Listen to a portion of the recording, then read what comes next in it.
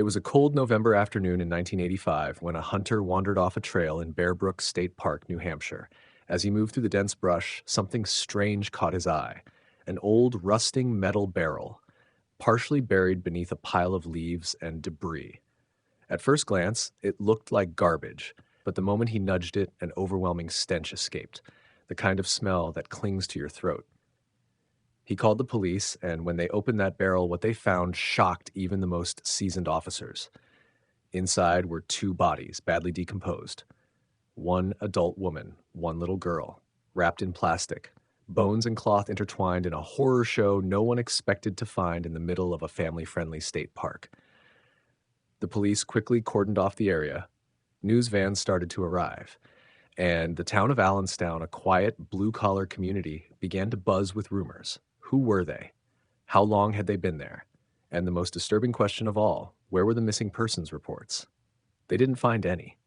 No one had reported a woman and a child missing in that area. No names, no clues, no trail, just death, sealed in steel, and silence. The autopsies revealed they had been killed by blunt force trauma. There was no sign of who had done it. No murder weapon, no fingerprints, nothing. Investigators were working with ghosts. They released composite sketches and begged the public for leads, but the case went cold fast. Everyone had theories, but no answers. Years passed, people forgot. The woods grew quiet again until 15 years later, in 2000, a detective working on the old case returned to the scene. Not because of a new tip, just a gut feeling. He brought a colleague with him, and they decided to search the area more thoroughly. Just 100 feet from where the first barrel was found was another one. Same kind of barrel, same kind of smell, and inside, two more bodies. Two little girls.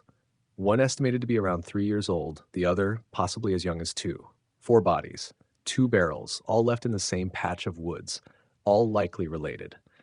This wasn't just a murder, this was something far worse. Something that had been hidden in plain sight for over a decade. The media jumped on the story again. Well, Liam, New Hampshire investigators say the toddler's body was found in Allenstown, stuffed in barrels with 2 other children and a woman. Using DNA, police dubbing it the Bear Brook murders. And this time, the public wanted answers. Who were these children? Were they all from the same family? And who could possibly be so cruel, so calculating as to erase 4 lives and leave them like trash? Investigators were no longer dealing with an isolated case. They were chasing a ghost who had struck not once, but twice. And this ghost had a name. They just didn't know it yet. 4 bodies, 2 barrels, no names, no identities, no missing persons reports. It was a nightmare scenario for investigators because how do you solve a murder when you don't even know who the victims are? The medical examiner could only tell them so much. The adult woman and the oldest girl in the first barrel were related, likely mother and daughter. The 2 girls in the second barrel? One of them was also related to the woman, but the other wasn't. That meant someone had killed a mother, her 2 daughters, and a 4th child who didn't even belong to the same family. This wasn't just murder. It was personal, intimate, and deranged. Composite sketches were made, facial reconstructions were released. The images showed 4 young, innocent faces, lifeless, haunting, anonymous. Investigators hoped that someone, somewhere, would recognize them. But no one did. Forensic science wasn't what it is today. DNA testing was still primitive. The idea of using ancestry or genetic tracing didn't exist yet. All the police could do was check dental records, distribute posters, and chase dead ends. The barrels were sent to the FBI for trace analysis. Nothing. No fingerprints, no hair or fiber that could lead to a suspect. Whoever did this knew what they were doing, or had luck so twisted it bordered on evil. Years passed. Leads dried up. Tips stopped coming in. But outside the police departments and the evidence rooms, something else was beginning to stir. The internet. Online forums, true crime blogs, amateur sleuths started to obsess over the Bear Brook mystery. They combed through public records, built timelines, created digital reconstructions of the victims.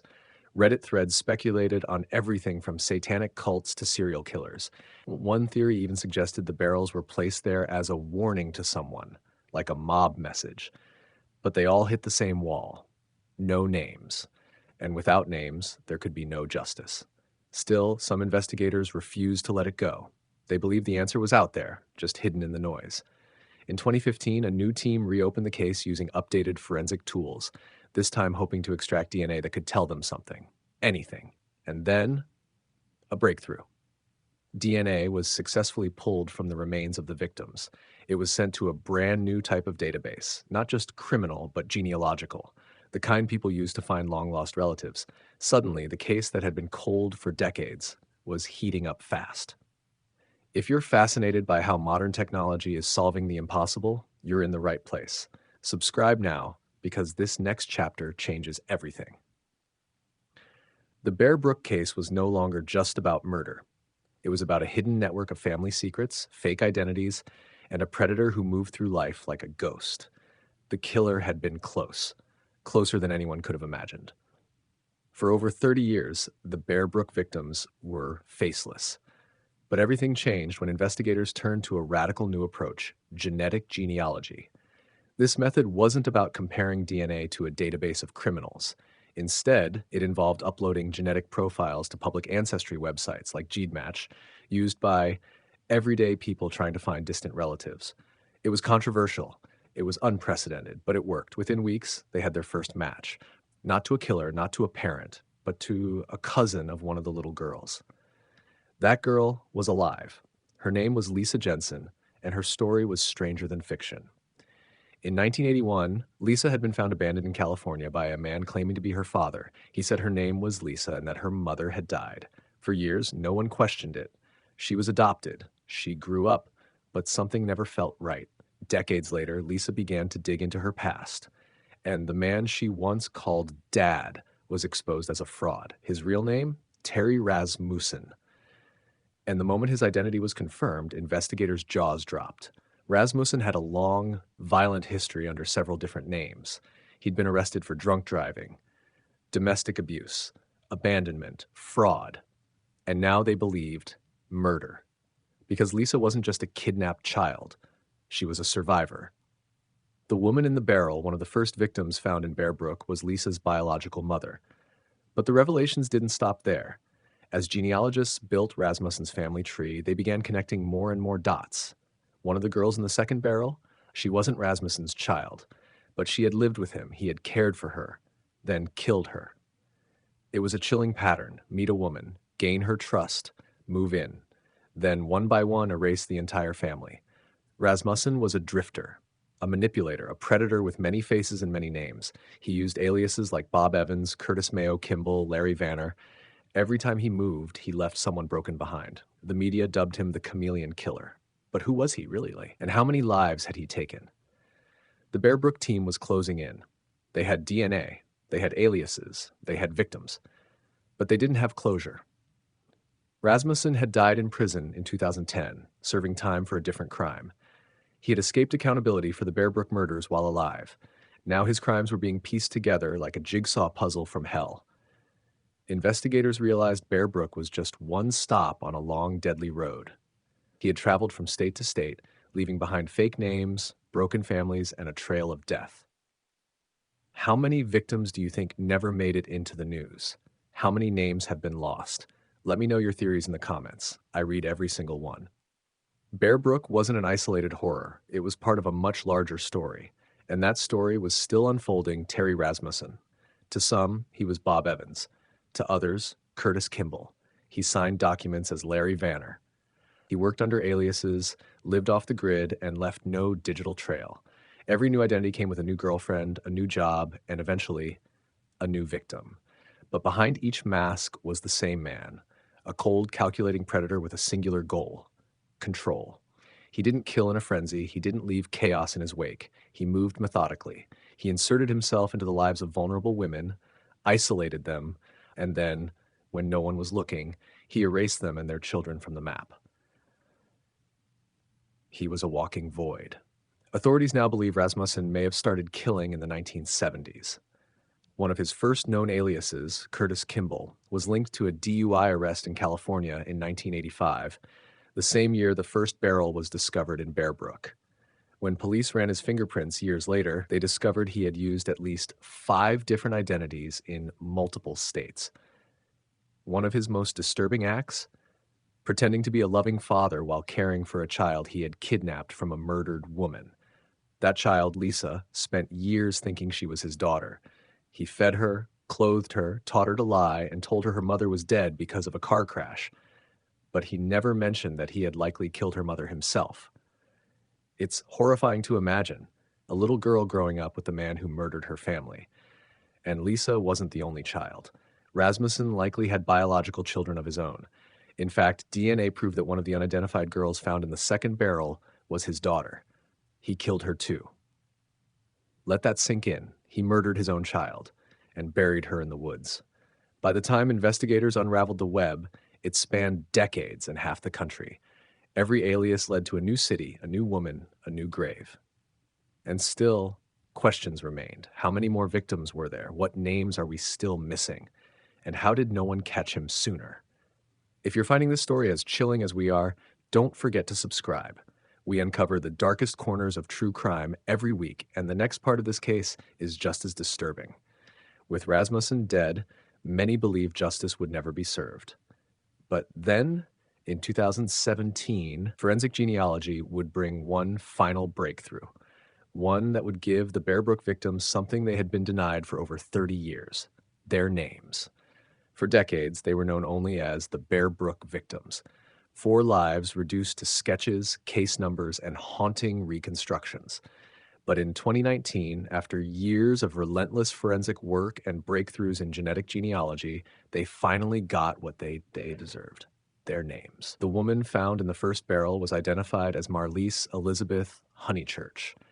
She had been just 24 years old, a vibrant young mother who had been dating a man named Bob Evans in the late 1970s, an alias now known to be Terry Rasmussen. She had last been seen at a Thanksgiving gathering in California in 1978. Family remembered a disagreement with her relatives that night. She left the house and was never seen again. With her were her 2 daughters, Marie Vaughn, just 6 years old, and Sarah McWaters, barely 1. They had vanished without a trace. No school records, no calls, no police reports. Rasmussen had erased them all.